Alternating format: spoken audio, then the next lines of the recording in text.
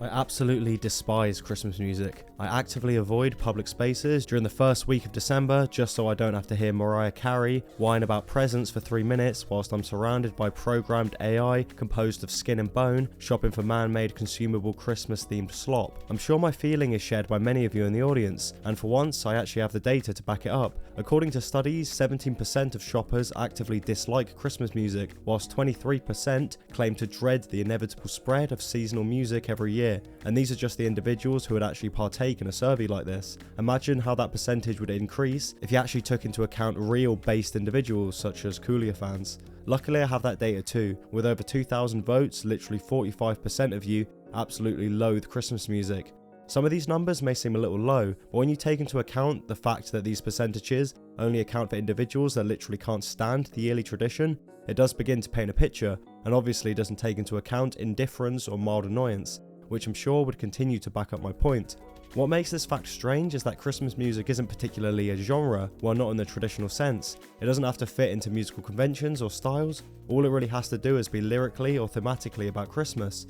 Meaning the hate can't stem from the musical aspect of the songs, because surely in theory they must all be different. Well, not really, but that's what I'm going to talk about in this video, dummy. Historically, Christmas music stretches back to the 4th century with Latin hymns, although it would take until the 13th or 14th centuries for popular Christmas songs consumed for entertainment to begin propping up, mainly through Christmas carols, which were subsequently banned and labelled as devil music before being brought back a few centuries later. None of this really matters though, carols are fine. Please come to my house and sing Christmas carols. In order to get to the bottom of this whole modern Christmas music phenomenon, we need to go back to the first time Christmas music was created and released for commercial purposes. Although there were songs beforehand, I believe the first Christmas song that can be considered truly commercial is Santa Claus Is Coming to Town, written by Fred Klutz. This song truly saw the end of religion and tradition within Christmas music and replaced it with what sounds like an 8-year-old screaming about a fictional fat with a red hat. It would prove to be extremely successful, as the song has been named the most played holiday song in the last 50 years, and began the rat race of simple, over-commercialized Christmas music. This fact has resulted in the majority of Christmas music we are subjected to in the modern day being created in between the decades of 1930 and 1960. This has indirectly caused the majority of Christmas songs to follow the exact same tropes and trends, with some even using the same f***ing sleigh bells sound effect. This has not only led to a barrage of musically simple, melodically annoying Christmas songs, but also a severe lack of variety.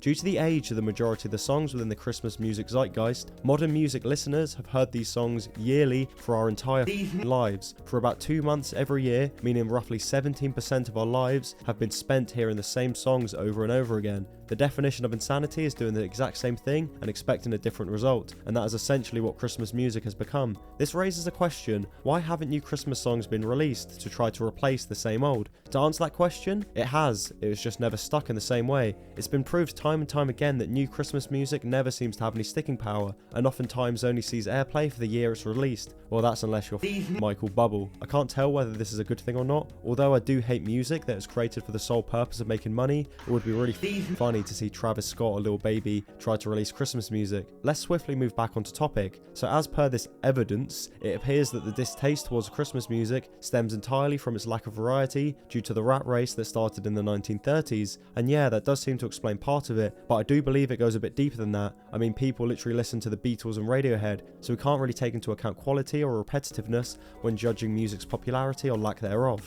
I often preach that music at its core is created for enjoyment, whether that be for the benefit of the artist or the listener. And in a perfect world that is the case, and all music put out is created for that reason, but we don't live in a perfect world, we live in a society. A huge driving factor towards the production of music nowadays is money, and it was the exact same way back during the creation of the majority of Christmas songs, if not even worse, as each and every artist needed label backing to be successful. Obviously, this didn't negatively affect all music made in the past, as there have been some amazing songs put out throughout the years. But when it comes to Christmas music, the commercialization can definitely be highlighted when talking about its lack of quality. Christmas as a whole has become a way to sell as many products as humanly possible. This is proved by the fact that a holiday that is based entirely on religion is celebrated by roughly 80% of the Western world, regardless of their religion or beliefs. Music is no exception to this rule, and if anything can be seen as a worse offender. It was created with only one aim: to make as much money as possible. At least the Christmas meal satiates hunger. It's actually kind of genius. It's almost impossible to create a song that is timeless. A way to make that 10 times easier is to connect it to a certain period in the year and force it down everyone's throats every time that period comes around. I believe we have reached a point where the majority of the population can recognise cash grab from genuine art, which explains why many might feel dissatisfied with Christmas music, which is worsened by the fact that it is literally unavoidable every year. Although Christmas is touted as the happiest time of the year by big corporations that make millions off the holiday, in reality it remains an extremely stressful and dark time for much of the population. Winter as a whole can warp a person's perspective. Dark nights, dreary weather, and a lack of sunlight can all negatively affect a person's mental health. Well, unless you live in Australia, but I'm convinced you motherfuckers don't even exist and are just playing a prank at this point. This fact, combined with the financial burden that is placed upon many individuals during Christmas, can lead to a worsened mental health, and this can even lead to guilt for some individuals. Feeling during a time of year that is consistently touted as being happy and joyous can be even more detrimental due to this perceived guilt and the isolation that can come from not feeling the same as how you perceive others to feel. I feel like Christmas music can also negatively impact these emotions that may be felt. Like if I'm feeling the last thing I want to fucking hear is an overly joyous,